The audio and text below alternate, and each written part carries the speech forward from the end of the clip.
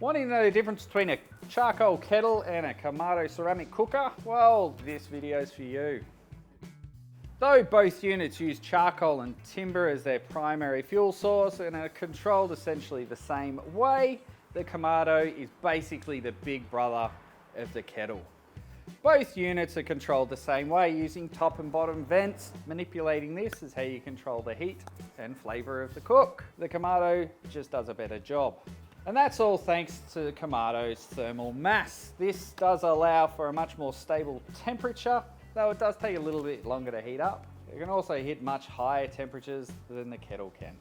With a kettle, because they are a bit thinner, you will find you're spending a bit more time with it, having to monitor and tweak the temperature as you go, whereas a Kamado, once you dial them in, you can usually leave them for a couple of hours at a time.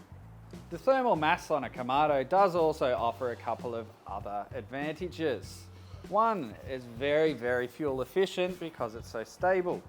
Two, it does tend to allow the chamber to retain quite a bit of moisture, so water pans are rarely required. If you're looking at entering the wonderful world of low and slow barbecue, then a kettle's a fantastic economical option to start off.